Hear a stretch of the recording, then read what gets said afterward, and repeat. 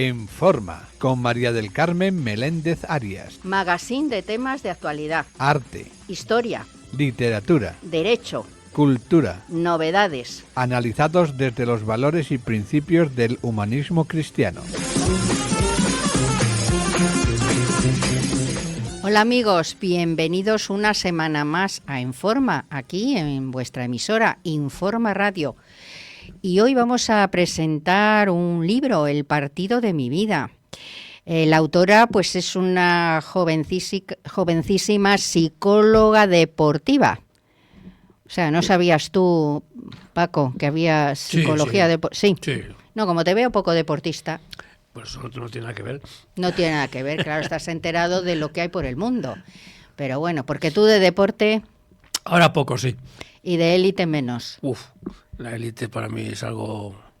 que queda muy lejos. Muy lejísimos. Bueno, ella nos va a contar, pues, qué es esto para la gente, pues, que no le suene, qué es esto de la psicología deportiva y qué nos cuenta en su libro. A mí me parece un título muy sugerente, El partido de mi vida. Muy interesante, ahí es bastante, no sé, llamativo. Depende de a qué se refiera con el partido de su vida. Cada uno puede tener su propio... Pues seguro que al deporte y al acompañamiento Sí, pero hay muchos deportes. Emocional y cómo se dominan las emociones pues en la alta competición, que tiene que ser una técnica.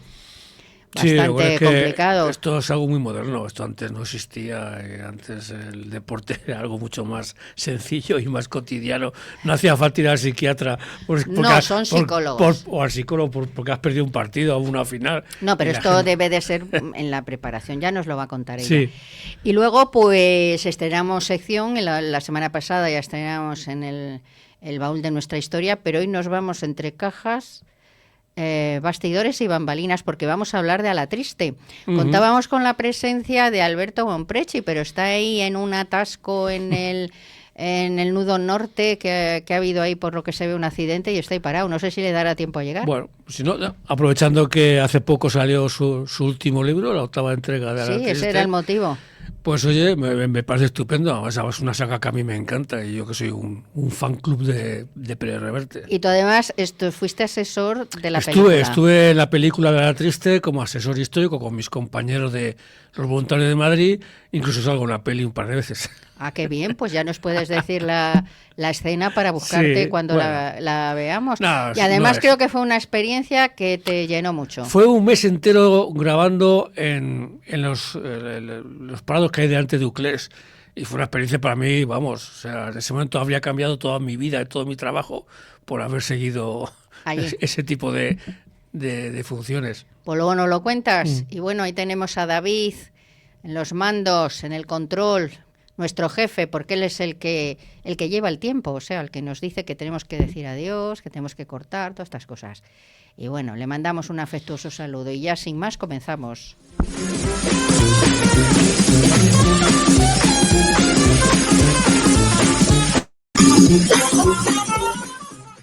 Bueno, y ahí tenemos a Teresa Mesía, psicóloga deportiva.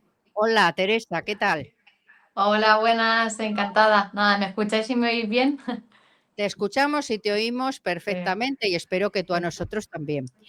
Pues estaba comentando con Paco que eres psicóloga deportiva, o sea, tienes esa especialidad.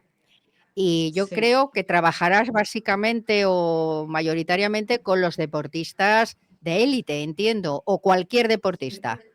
La verdad es que trabajo un poco de todo. Entonces sí que es verdad que principalmente con deportistas de élite profesionales, pues en los circuitos profesionales de fútbol, de tenis y de pádel.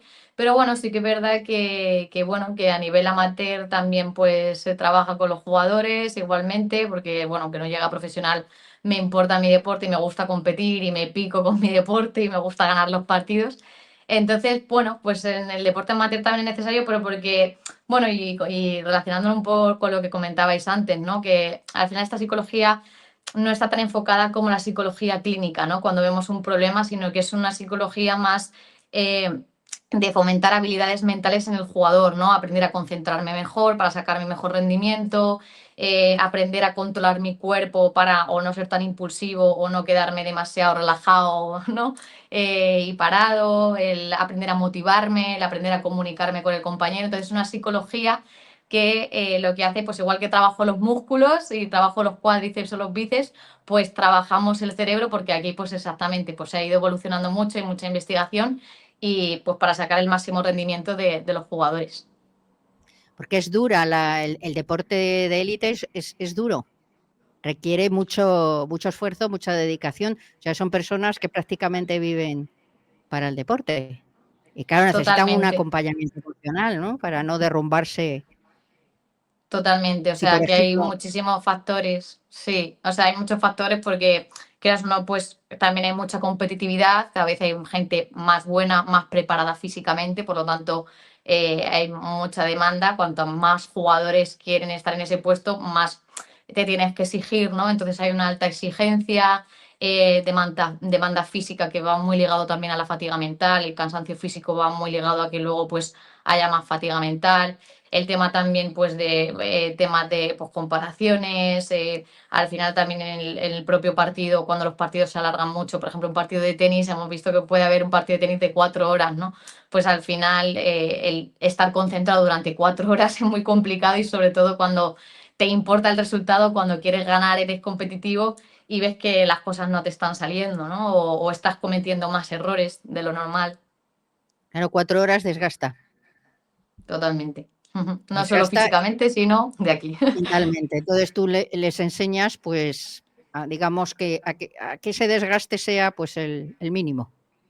Claro, aprender, por ejemplo, a no rumiar tanto, a regular las emociones, ¿no? Al final, pues para mí es importante, pues también, además es mi trabajo, ¿no? Que es que ya no estamos hablando de, al principio es tu pasión cuando empiezas, pero luego ya parece que dependo de ello económicamente, que es mi trabajo, que hay sponsor, que hay gente mirándote, ya parece también ahí pues esa presión externa, la imagen externa, todo esto, ¿no?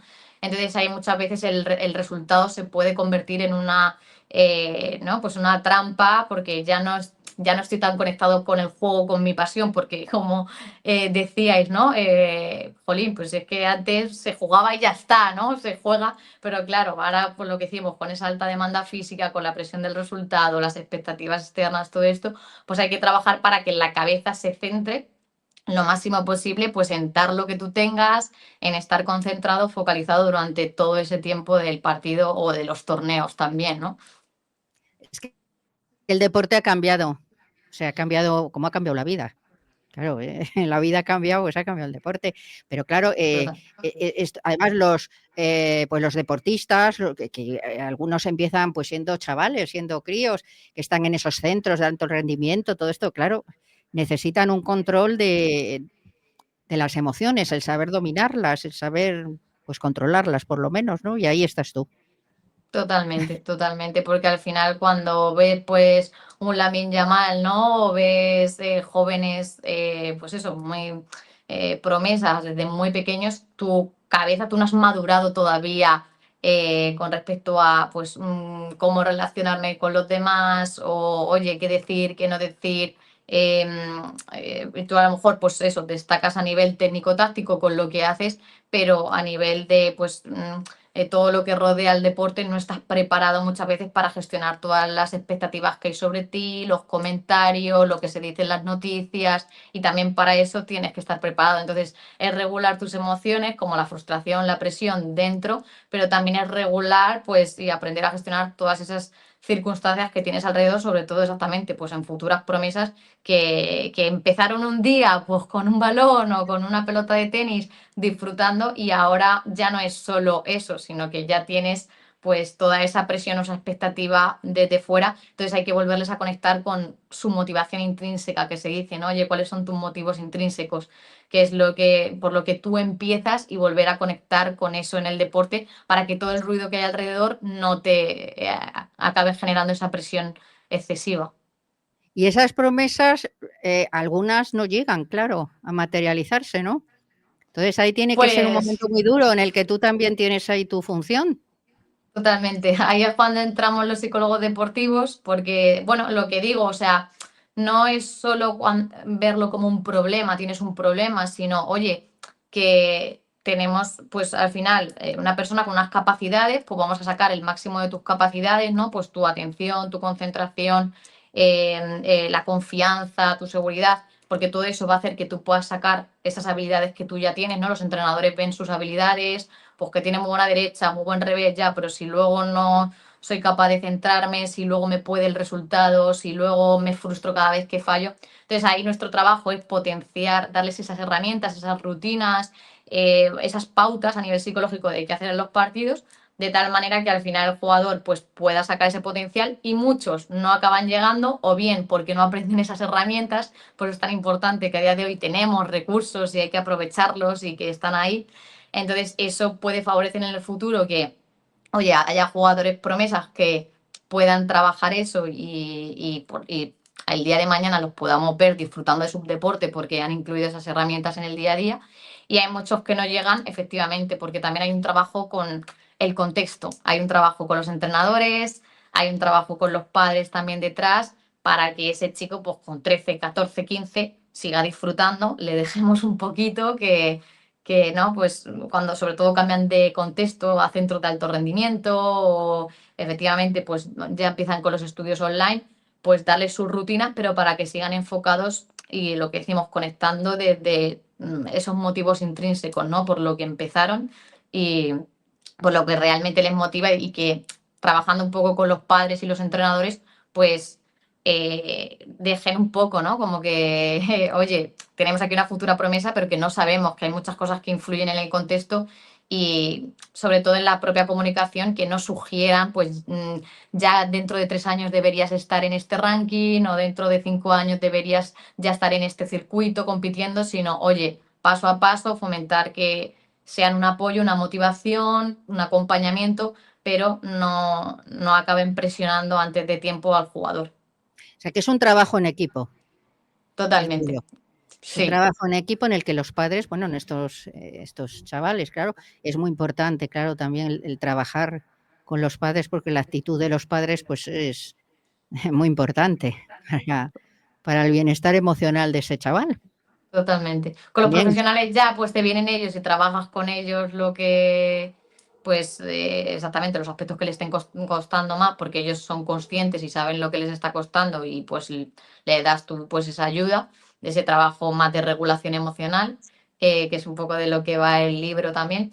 Y luego con los adolescentes y los niños, es que al final, por mucho que te le des una pauta a un niño y le digas, oye, pues la gestión del error, vamos a hacer esto cuando falles, ya, pero si luego tienes a tu padre fuera que cada vez que fallas pone una cara, o que te está diciendo que no falles, pues no te vale de nada hacer ese trabajo con el que chico o hace la lo chica. contrario de lo que tú le indicas.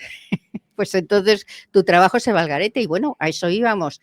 ¿Es tu primera publicación, El partido de mi vida, o ya tienes otras publicaciones? Sí, es mi primera publicación, empecé hace 3 años con la idea, Ahí está en y pantalla la portada y contraportada del libro, para sí, que la gente lo vea. eso es el partido de mi vida, comprende tus emociones y aprende a regularlas en el juego y en el día a día. Entonces, bueno, va un poco de, pues, esto que ha evolucionado mucho, exactamente. Ahora hay mucho conocimiento acerca de que muchas veces castigamos las emociones, ¿no? Y no te enfades, o no puedes estar triste, o no puedes sentirte frustrado. Y en este libro lo que hablo un poco es de cómo, entendiendo mi emoción y conociéndola, puede ser un impulso, o bien para mi desarrollo como deportista, como jugador, o eso, o al final simplemente el pasar por esa emoción, tolerarla, porque todas en la vida las vamos a experimentar, ¿no? Y no se trata de estas sí, estas no, sino de que todas forman parte del viaje, ¿no? Y al final, como decíais vosotros, el partido de mi vida es pues que al final el jugador, a través de aprender a regular sus emociones, puede hacer un buen partido. Y también pues vamos hablando de un personaje que pues le van pasando cosas, va pasando por diferentes circunstancias a lo largo de su carrera deportiva, y eso pues también es el partido, ¿no? De su propia vida, de cómo va aprendiendo de sí mismo. No, todos jugamos un partido. en nuestra vida, o sea, no de tenis o... Antes decías, tú trabajas mucho con tenistas, ¿no? Sí, con tenis, pádel, fútbol, también de vóley, o sea, un poco en general. Pero sí que es verdad que en el tenis empecé. ¿Y cada deporte es diferente? ¿El tratamiento de Sí, las emociones? a ver, las emociones como tal no, porque el fallar, pues exactamente, pues algunos que se lo toman de una manera, otros de otra, pero el fallar puede producir frustración o que me roben una bola me puede enfadar, o al final, pues la propia presión exactamente me genera miedo, ¿no? Entonces las emociones son las mismas, lo que pasa que pueden venir de diferentes situaciones. En el pádel tengo que lidiar con una pareja. Entonces, a lo mejor más por la frustración que pueda generarme que tú me digas algo y yo piense lo contrario, por ejemplo, en el pádel, ¿no? El lidiar con la pareja, en el tenis estás tú más solo, pues es más tu propio pensamiento, tú contigo mismo. Y en el fútbol más, pues que mi entrenador no me saca cuando yo quiero salir, ¿no? Entonces tengo que lidiar también con el soltar cuando mi entrenador, pues ya está, no me ha sacado. Pues aprender también esa aceptación, ¿no? Y luego, claro, cada persona es un mundo y una forma de ser, que también influyen. Totalmente, Hay personas totalmente. que, digamos, que será más fácil trabajar con ellas, ¿no? Que con otras. Totalmente. Eso sí que es verdad que pues hay personas que exactamente que tienden a romear más o a darle la vuelta. Yo, por ejemplo, noto un montón que hay gente que tú les dices y ya está, y aplican y se ve, ¿no? Y personas que les cuesta más a la hora de, uy, ¿qué tenía que aplicar? O qué debo... Y ahí, pues bueno, cada persona es un mundo y eso es un poco el trabajo del psicólogo que yo siempre lo digo, no es como un médico que efectivamente pues los síntomas y aplico esto y hago esto, sino que el psicólogo al final cada persona es un mundo. No, no es una ciencia exacta la psicología. O sea, la psicología Totalmente. depende de muchos factores. O sea que, vamos, aquí el deporte, el ambiente que tenga alrededor. Has hablado del pádel, o sea, el pádel, tú que atiendes a los que juegan profesionalmente o también aficionados de estos. El pádel es muy común entre los ejecutivos y toda esta gente. Y yo sé que algunos se enfadan mucho, vamos, son ejecutivos, se dedican a Sí. otra cosa, o profesionales liberales o lo que sea, pero se enfadan mucho si pierden el partido. Yo No, eso pero he visto que se enfadan mucho y bueno, que incluso hay algunos que tiran la raqueta y que no sé qué, y que sí. O sea, que sí. eso lo has vivido tú. Es que O hay que dominarlo, digo yo, ¿no? También aunque sean aficionados, ¿no? no, totalmente. O sea, de hecho hay como un perfil ahí muy frecuente también de 30 y pico, 40, lo que tú dices. Porque al final el pádel también se fomentará mucho pues entre empresas, de lo típico de terminamos de trabajar y nos vamos a echar un pádel. Entonces ahí hay también luchas muchas veces de egos, ¿no? Y de pues me voy con el que trabaja conmigo, tal. Entonces, cuando son personas que son perfeccionistas, que oye, que son líderes en su empresa, que suelen hacer las cosas muy bien, luego se toman así también el deporte. Entonces hay que ayudar a que aflojen un poco y a decir, oye, disfruta un poco con ciertas herramientas también o pautas, pero que ese perfeccionismo pues no lo lleven también a ese momento donde pueden desfogar y donde pueden, oye, que ya no estás trabajando, cómo te estás tomando el deporte, que además estás eligiendo tú, ¿no? Que lo estás eligiendo.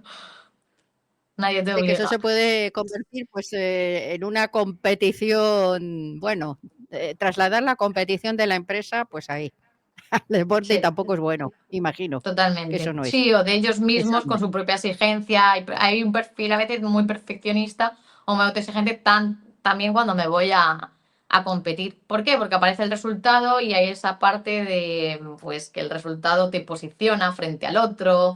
He sido el primero que ha quedado en este torneo. Pues un poco esa parte del ego, ¿no? Entonces, pues El eso ego, hay tú lo has que. dicho, el ego, que también hay que controlarlo.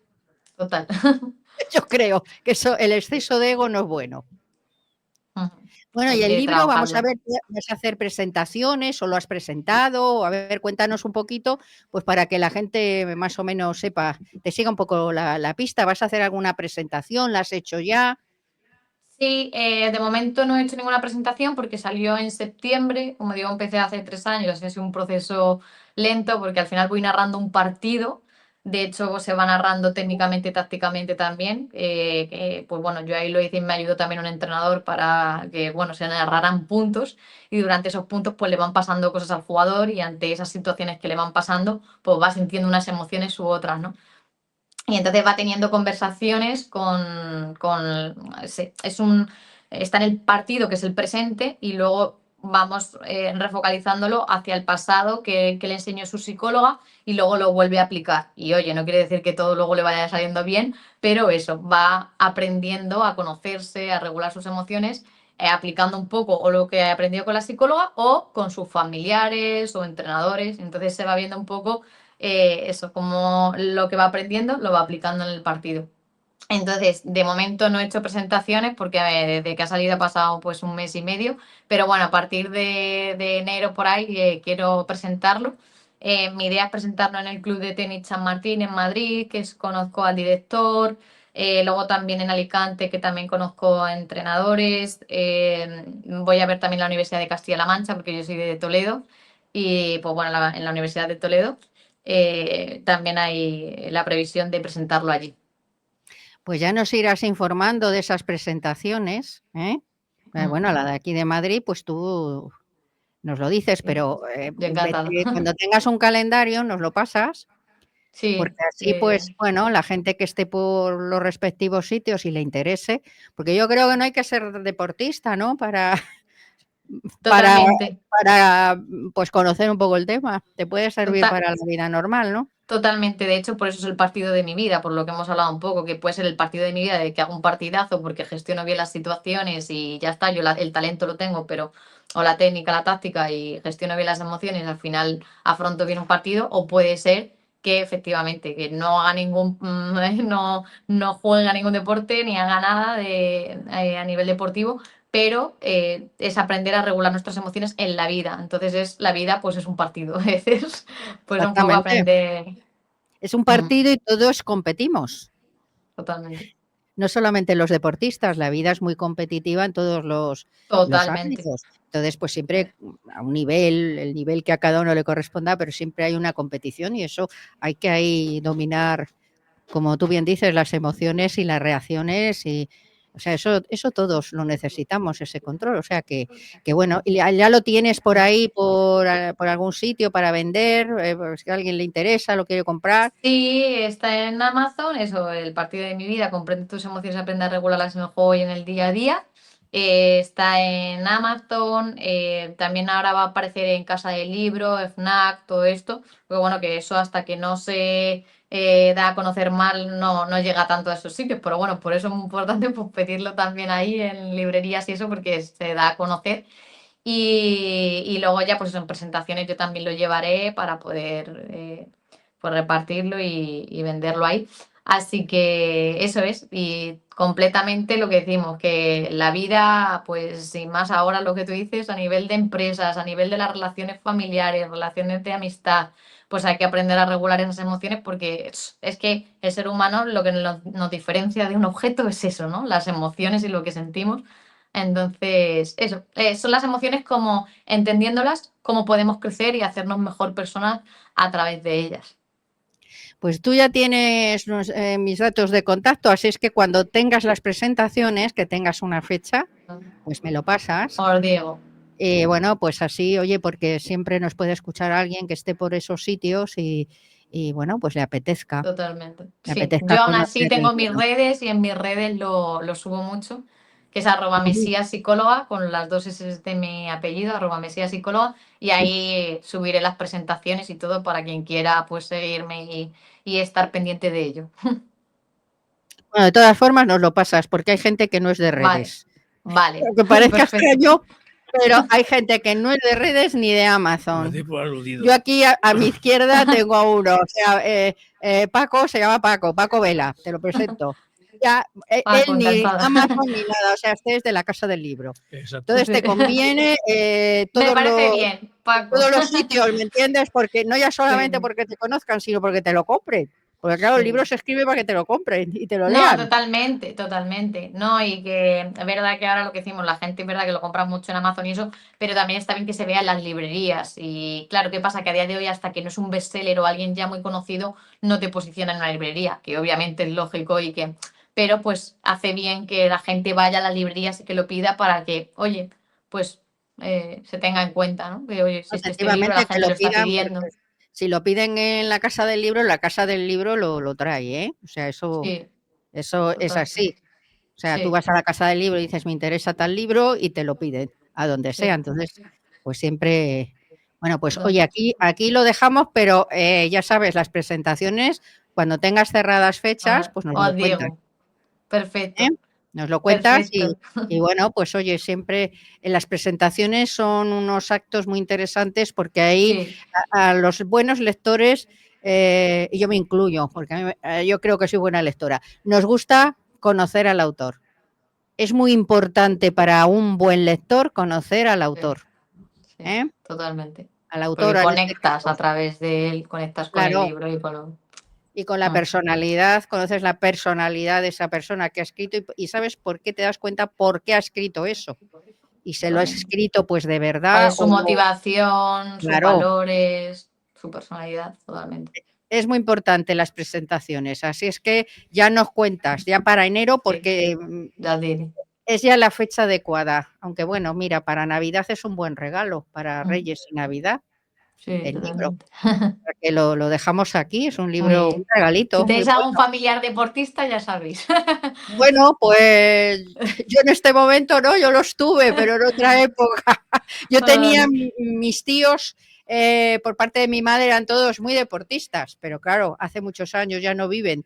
Y uno de ellos fue jugador de fútbol profesional.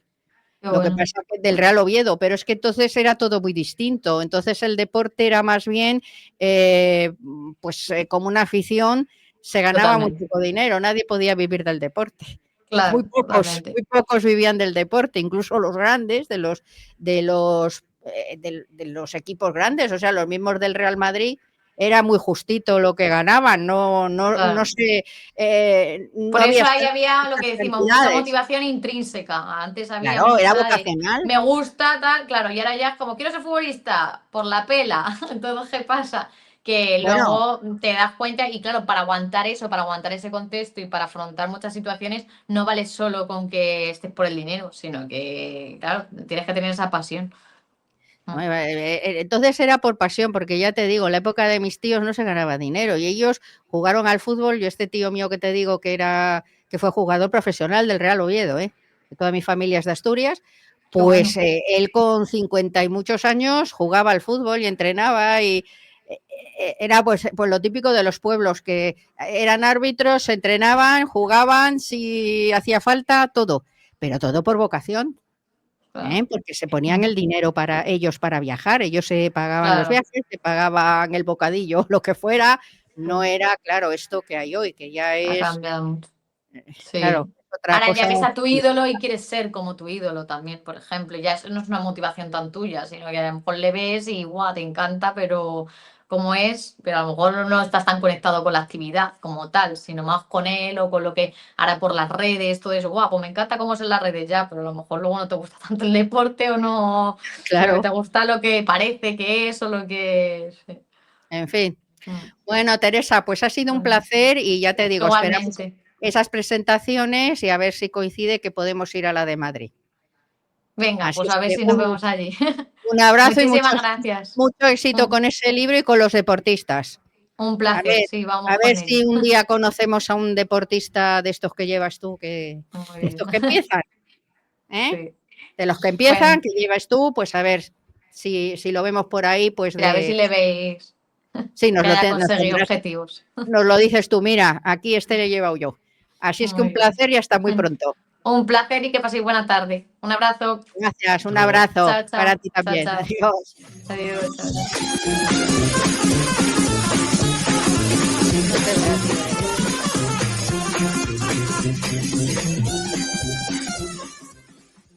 Lo siento, no iré a la casa del libro. A ti, que no quieres que te engañen. A vosotros, que queréis estar informados. A los que ya se han cansado de medios que acaban vendidos al poder.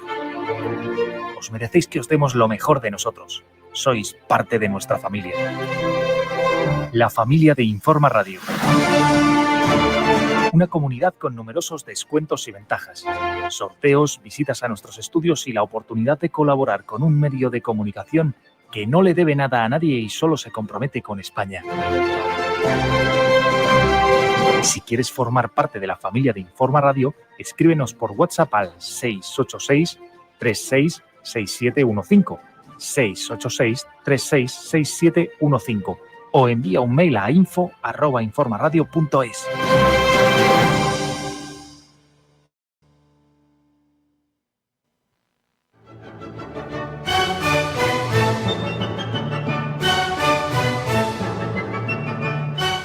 Entre cajas, bastidores y bambalinas.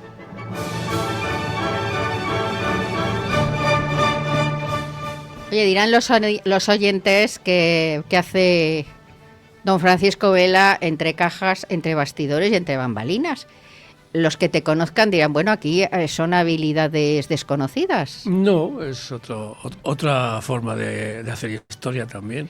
Habíamos quedado con Alberto Bonpreci, que bueno, pues le ha pillado el atasco y no llega, pero bueno, nos hablas tú, de hablar de A la Triste. Uh-huh. Y pues claro, sí. por eso ahí vienen las cajas, los bastidores y las bambalinas, porque además, para el que no lo sepa, no sé si yo creo que lo has comentado, pero bueno, a lo mejor la gente no lo recuerda, tú estuviste en la película Uh-huh. de A la Triste. Sí, trabajando ahí a destajo.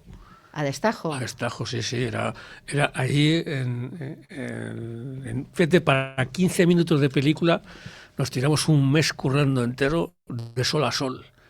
Porque allí había que aprovechar la luz para grabar lo que hiciera falta, de sol a sol, un mes para luego 15 minutos de película. Bueno, sí, eso siempre se comenta y luego además las tomas que hay que hacer, que hay... Claro, evidentemente. Para una toma pues hay que hacer, yo qué sé.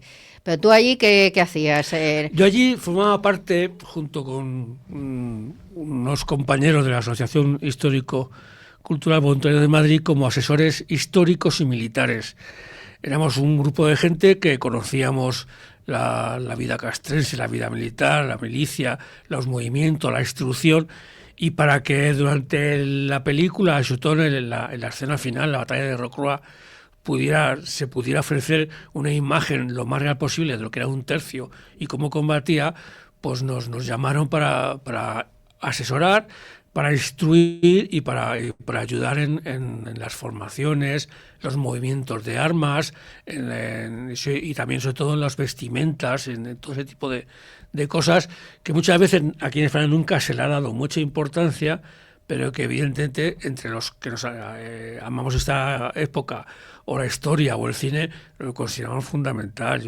A mí eso me parece fundamental. Yo siempre me he quejado. O sea, ¿hay quien no considera fundamental la vestimenta? Sí, pero muchísima gente. Pero entonces vamos a ver si están ahí recreando en una película, pues yo qué sé, el regimiento, es que no estoy yo muy enterada. No, pero es que... Pues tiene que llevar un uniforme el que llevaba, porque si no, no es. Ya lo hablamos cuando hablamos del cine de la Guerra de Independencia, ¿te acuerdas? Lo hablamos. Sí, Orgullo y Pasión, que es una película que te encanta. Esto de A la Triste te gusta más, ¿no? Sí, pero porque se dejaron asesorar y ayudar, que también es fundamental. Fue en 2006 la película, ¿no? 2005 creo. 2005 sí, pero vamos, por ahí sí. Pero porque se dejaron ayudar, se dejaron asesorar y porque también Pérez Reverte también puso mucho interés en que nosotros nos encargáramos de ese tipo de funciones. O sea, porque ten en cuenta que allí no hay nada por ordenador.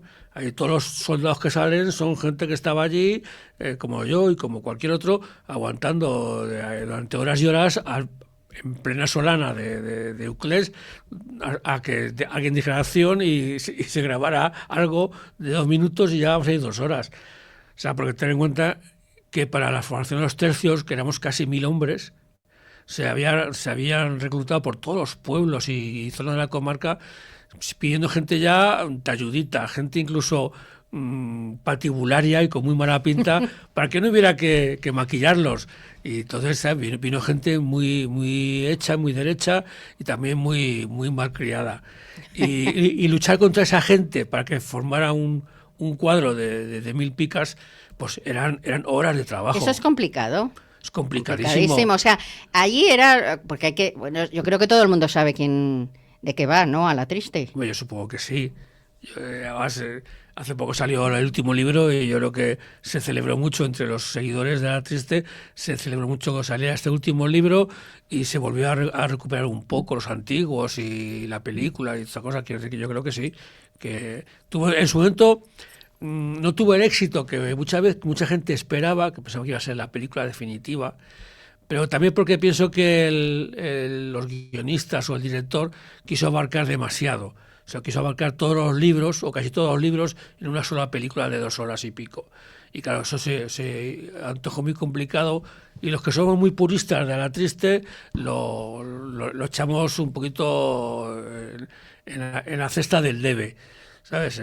Quizá si se hubiera volcado en 1 o 2 libros, pero intentar meter los 5 o 6 libros en una peli... Que había entonces. Claro. Porque ahora ya son 8. Ahora son 8, sí. Realmente yo pienso particularmente que quedó bastante bien la película en total. En el conjunto con lo de la película quedó bastante bien. Y la verdad es que yo creo que cada vez que la veo, porque la he visto varias veces, salgo muy satisfecho, sobre todo del final, porque yo creo que el final, la batalla de Rocroi, está bastante bien rodado, momentos muy, muy intensos. Porque allí además, aparte de estar nosotros para ayudar a hacer las formaciones, estábamos para instruir a toda la gente de ahí a manejar una pica de 5 metros. No se maneja. Es complicado claro, manejar una pica. Pero es que a los protagonistas les enseñamos también a manejar el mosquete del arcabuz de época, el de horquilla, que no era nada sencillo y nada fácil. Algunos de los que estamos allí nos repartimos para enseñar a los protagonistas. A Viggo Mortensen le enseñó el que llevaba el único fusil de época auténtico, Juan Carlos, pero yo, por ejemplo, a Unas Ugalde fue el que estuve enseñando a manejar, a llevar, a manejar, a moverse con esos fusiles tan largos, tan pesados, y sobre todo con la horquilla y con la mecha, ¿sabes? Y bueno, quedó bien, porque al fin y al cabo, como luego en postproducción hacen los montajes que hacen, pues parece que es totalmente distinto. Yo cuando me acuerdo de las grabaciones y luego veo la película, dice, pues ¿cuándo hemos grabado esto? ¿Y cómo hemos hecho esto? ¿Y las grabaciones no desilusionan un poco ver ahí? No, bueno, no sé, a otro nivel no sé. Yo estaba tan emocionado y tan encantado que no estaba en absoluto, al contrario.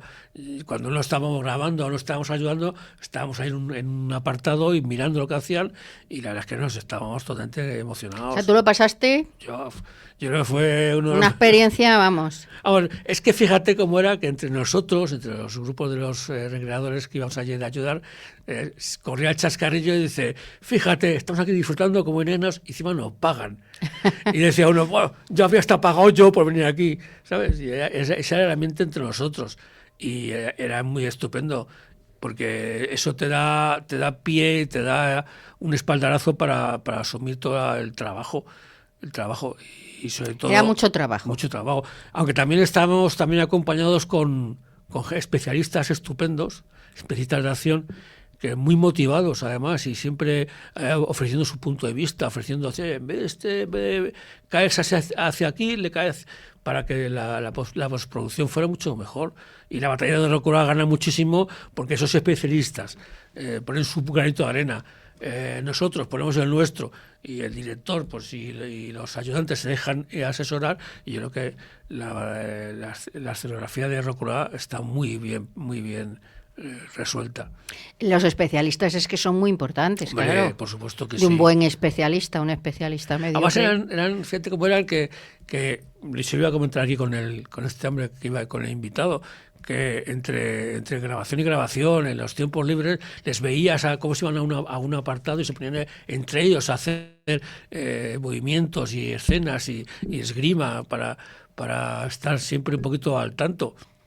Además, todos querían presumir delante de la figura del rodaje, que era el maestro de esgrima que estaba allí ayudando a Viggo Mortensen, que era el que enseñó a gente como Tyrone Power, o en su época, toda esta pelea de piratas y demás.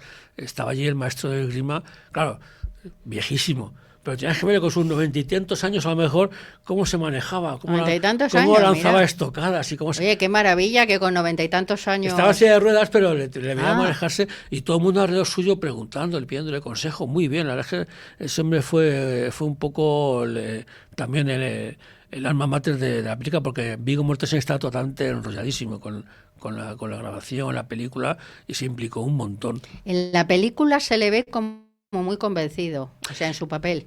También es cierto que... Vamos, esa es mi opinión. Pero es que no fue santo él. O sea, esa película cuando se rodó despertó una expectación increíble. Yo recuerdo de gente, de actores ya de renombre, pues eso, ahí yendo allí a ver para hacer un par de minutos de película, ¿sabes? Y había una expectación enorme y todo el mundo quería salir. Santiago Resines, por ejemplo, espero que no me digan nada, estaba en la película, pero como tuvo aquel accidente de moto poco antes, pues no pudo hacerla. Y fue un día allí al rodaje, a pasar el rodaje con todos nosotros y la gente, y se montó una verbena que no veas en cuanto llegó. Y como él, había muchos actores que hacían pequeños papelitos, pero que pensaban, porque todos pensamos que iba a ser una película perfecta. Al final, casi, es que se quedó en pluscuamperfecta nada más.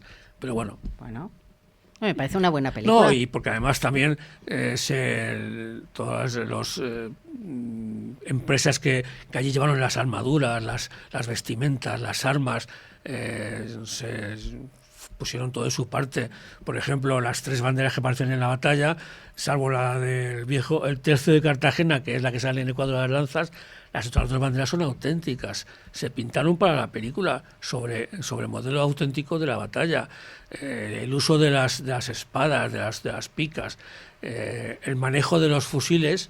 Eso estuvimos claramente enseñándoselo a todo el mundo para que, aunque luego en postproducción se pudiera más o menos,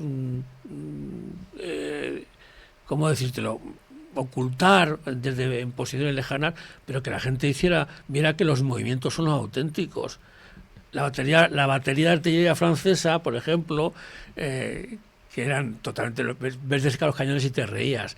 Pero claro, en cierta distancia, pues daban el pego. Y si encima a los que hacían de artilleros les enseñamos a manejar y a cómo se hacía todo el manejo de la carga de un cañón, pues te da esa sensación de realismo. Y te da la sensación de que la gente ha puesto de su parte todo para que pues como lo hacen los americanos con sus películas de historia, o los ingleses que le consideran a esa parte fundamental y le dedican toda su especialidad, porque la gente quizá busca películas históricas pero con fundamento. Bueno, la película histórica tiene que tener, como tú dices, fundamento y, claro, un respeto hacia la historia, no contar ahí una película... No, pero que tú puedes contar la película más interesante y más... Bueno, pero que tenga sesuda, algo que ver, porque pero claro... si encima no les vistes, como debían ir vestidos, pues claro, te desmerece. O sea, lo que te decía el otro día de las películas estas de la Guerra de Independencia, que son de Copla, ¿no? De Lola Flores, de Manolo Escobar. Pues para mejor te contaban historias que a la gente le interesaban, pero como iban todos vestidos como... Bueno, pero esas películas de esos artistas, yo creo que son películas hechas para el artista, para el lucimiento del artista. Sí. Para que cante sus canciones y para que se luzca, que ya no es, digamos, como una película técnica, claro, de una época histórica. Entonces eso está hecho para, pues eso, el artista o la artista de turno pues cante las canciones de moda y entonces los aficionados, los fans, pues llenen las salas de cine en ese momento. Luego ya, pues claro, aquello pierde un poquito de consistencia porque pasan los años. Aquello... No, por eso le interesa en que esta película, desde el punto de vista histórico y militar, que es el que a nosotros nos afectaba, estuviera llevada al dente. O sea, también es cierto que Viggo Mortensen nos ayudó mucho. O sea, él era el que al final ponía un poco el toque dramático, ¿no? Él decía, pues si no estás así, me voy. Y la gente, uy, no. Y entonces cogías, venga, hagamos así. Por ejemplo, los fusiles. O sea, los fusiles querían que usáramos fusiles de chispa, totalmente anacrónicos. Entonces él dijo, no, hay que usar fusiles de mecha, que eran los que se usaban en aquella época, porque hay que demostrar y ver que el trabajo, el esfuerzo que costaba manejar un fusil de mecha, que no es como ahora. O sea, uno dijo así en plan de broma, bueno, si vamos a usar cualquier fusil, que nos traigan mosquetones y ya está, que son más fáciles de manejar. Pues bueno, no, o sea, él nos ayudó muchísimo en la preparación y en el uso y en la instrucción. Hay que tener un respeto a la historia, Claro. ¿no? No te puedes ir al mosquetón. No, pero es que yo he visto películas con auténticas parafernalias realmente increíbles. Que entre Alberto, nos dice David que está Alberto, porque bueno, hay que agradecerle que haya llegado. Lo siento, porque hay veces que haces todo mal. No, estos son cosas que pasan. Estamos hablando de A la triste, de la película. De la película. Tú venías a contarnos detalles de la última novela. Así es que... Sí, bueno, entro a saco. Entras a saco y ya está. O sea que él ya nos ha contado toda la historia y tú ya la verás cuando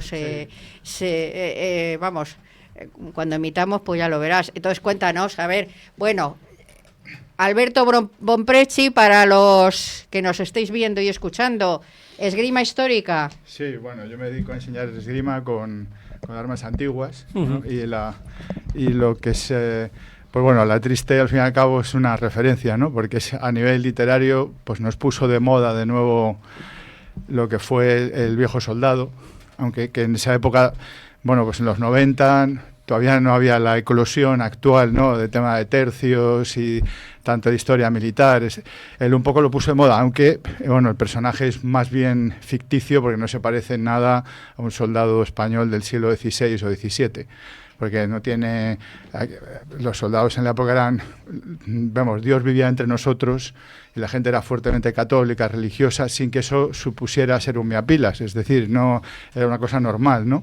Y claro, aquí está tratado con una forma presentista de una persona que no tiene fe en nada y tal, cosa que era imposible. Vamos. Sí, del soldado que está desengañado de todo, sí. Sí, que eso es muy moderno, y claro, el soldado de la época, nosotros no sabemos realmente cómo era, es difícil sentir como un hombre del 17 cuando es un hombre del siglo XXI, una mujer del siglo XXI, ¿no? Pero bueno, pero no obstante no se le puede negar a Pérez Reverte haber devuelto, no la épica, aunque fuera un poco negra y legendaria, vamos, porque todo lo muy oscuro, es un personaje muy oscuro. Sí, exactamente, pero es porque él se lo ha montado así. Sí. Él le da ese protagonismo a la parte más oscura de esa época, Sí. no hay más que verlo en dos libros, incluso en la película también. Cierto, la película cierto, sí, también tiene una escenografía muy oscura en algunos momentos. Sí, siempre es un personaje muy oscuro, muy deprimente y siempre está quejando. Estoy un poco cansado. La última novela, en mi opinión, es de las mejores dentro del género, ¿no? La que acaba de salir. La que acaba de salir. Pero porque toca un tema muy particular para la gente que amamos esta historia, que es Los Tres Mosqueteros. Sí, claro. Los que hemos crecido leyendo Los Tres Mosqueteros o el Conde de Montecristo o la isla del tesoro. O sea, de encontrarte esta... Y yo incluso me habría gustado un poquito más de interacción entre ellos, entre La triste y Los Tres Mosqueteros, porque al fin y al cabo es algo casi muy residual, ¿sabes? Pero es emocionante. Para mí fue emocionante, sobre todo cuando surgió la publicidad. Cuando dijo que iba a sacar por fin un 8º libro y que iba a tratar esto y que iba a ver, bueno, a mí me emocionó un montón. Yo no vivía esperando que saliera el libro. Hombre, yo ya no contaba con ello, vamos, porque francamente yo creo que lo bonito es que él trata un poco el personaje de Athos, que está menos visto que D'Artagnan, porque D'Artagnan, si lees los libros, Athos tiene mucho peso, incluso en los... No son los Tres Mosqueteros, sino en el Vizconde, es el 20 años después, y el Vizconde de Braquelón, que son la continuación. A mí me gusta más el segundo que el primero, quizás por menos visto, ¿no? Porque sale el hijo de Athos y D'Artagnan ya es un hombre de 40 y pico años. Se ha rodado y que siempre se ha mostrado, sí. Se hizo en la época con Oliver Reed y con... Michael, ¿cómo se llamaba? Michael York haciendo de D'Artagnan, que no le pega hacer de D'Artagnan, nada. porque D'Artagnan es un mediterráneo puro, o sea, es moreno, con la barba negra y tal, y está rubio. Es un gascón de sí, pero digamos, yo creo que la Reverte tiene esta grandeza, ¿no? La de haber devuelto, ese probablemente será su personaje para siempre, ¿no? Porque un poco los demás, las novelas siempre tienen todas el mismo esquema, incluso cuando el protagonista es una mujer, como pasa en la del italiano, siempre es el mismo personaje. O sea, siempre está desengañado, descreído, no cree nada. Siempre hay unas cosas que se repiten, unos patrones que... Claro, pues el que está acostumbrado y con el que está cómodo. Sí, es un poco él. Pero en la parte de la esgrima, que es curioso, ¿no? Es que porque esto no se entiende si no se sabe. Él se ha documentado muy bien, porque en esta mejor que en otras novelas, porque Athos, cuando él habla durante los combates, cuando Athos tira una estocada, usa la terminología de la escuela francesa. Una estocada es una estocada. O sea, una estocada por la izquierda es siempre lo mismo. Se nombra de diferentes maneras según las escuelas. Entonces dice, tira una estocada en tercia alta. Y dice, bueno, eso se tira igual si la tiras explicándola en verdadera destreza o explicándola en el sistema italiano, es lo mismo. Pero usa la terminología, porque se ha documentado, usa la terminología que corresponde a un francés. Aunque Sí, yo cuando empezamos a hablar de Triste me acuerdo que estuve también leyendo y buscando libros de esgrima antigua, y tengo en casa un par de libros de esgrima antigua de la que lleva con sus dibujos de época y todo. Claro, él se ha documentado con alguien, porque se ve que Athos tira, él explica las estocadas de Athos y las acciones de Athos con términos de la escuela francesa, muy someramente, o sea, es un perfume, no entra en detalle. Muchas de las acciones son poco creíbles técnicamente. O sea, porque no es difícil imaginarlo tal como lo cuenta. Sí, es como el del maestro del esgrima, claro, la película. O sea, pero está documentado. Esa estocada final. Bueno, no existe la estocada. Por eso. No existe, pero él se ha documentado bien. Luego, cuando habla de Alatriste, dice que Alatriste usa la esgrima vulgar. Que eso... No, ahí se ha documentado, pero no es así realmente. Porque Alatriste, una persona cuando mata. La esgrima es jugar con armas negras, eso es un juego. Y matar es matar, es clavar una espada al otro para que se muera y que no te la clave a ti. Y el sistema vulgar, que era el anterior al advenimiento de la verdadera destreza, es un sistema que no podemos saber cómo tiraban en ningún caso, por muchos tratados que vayamos a leer. Podemos emitir una opinión, pero del sistema, digamos, predestreza, porque el llamarlo vulgar viene porque los maestros de destreza, Pacheco Narváez y Carranza antes, claro, como es una sociedad muy clasista, llaman vulgar a lo que hace la gente corriente, porque la esgrima es una actividad del pueblo, no es una actividad de los nobles. Los nobles se entrenan con armas. Es como el airsoft y practicar con un ZME o con un HK417 o 416 o con una R15. Entonces, si tú eres un militar, tú entrenas con armas de verdad. ¿Para qué? ¿Y juegas? No. Tú disparas a blancos, corres, aprendes a cambias los cargadores de prisa. ¿Por qué? Porque vas a ir a la guerra. ¿Y qué hace una persona que se divierte? Juega al airsoft. Pues la esgrima al airsoft.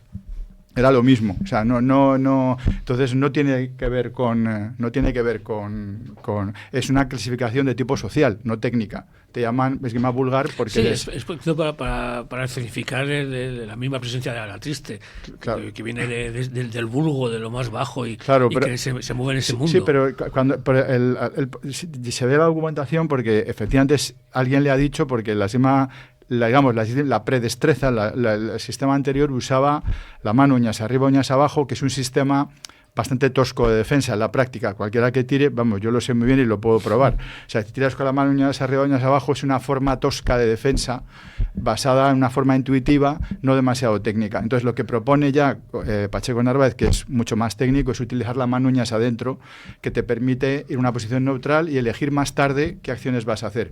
Y entonces, él dice, Alatriste usa los reparos antiguos de uñas arriba, uñas abajo. Y dices, no, Alatriste mataría. Porque no usaría técnicas de esgrima, porque no. Figuritas, y si fuera hábil, no haría eso. Si eres realmente hábil, no usas manos arriba, uñas abajo, porque son técnicas de esgrima. Y en la práctica es distinto, sobre todo cuando el juego que hace, lo hace con un arma, lo hace con la espada de verdad, no usa una espada negra. Entonces, el uso de la mano arriba, uñas abajo era justamente porque no tenían guarniciones, tenían 2 anillos en la hoja. Y entonces, claro, se defendían la cara porque tenían miedo de los golpes en la cara, no tenían careta. Pero entonces todo eso está condicionando el juego. Cuando tú matas a otro, la cara no te preocupa, pero te preocupa todo, porque te clavan la punta de la garganta y te mueres. Es decir, cuando haces esgrima, un golpe en el pecho, bueno, la hoja se dobla en esa época, pero te dan en la cara, te sacan un ojo. Entonces tiendes a defender más las líneas es altas. muy peligrosa. Claro, entonces eso, en fin, eso es un poco pero a mí me ha gustado que efectivamente se ha documentado mucho. Luego, como yo soy muy pejiguera porque me dedico a esto, cuando lo he visto digo, bueno, yo en mi opinión la triste no haría esgrima, no usaría técnicas de esgrima porque no se usan técnicas de esgrima cuando se pelea.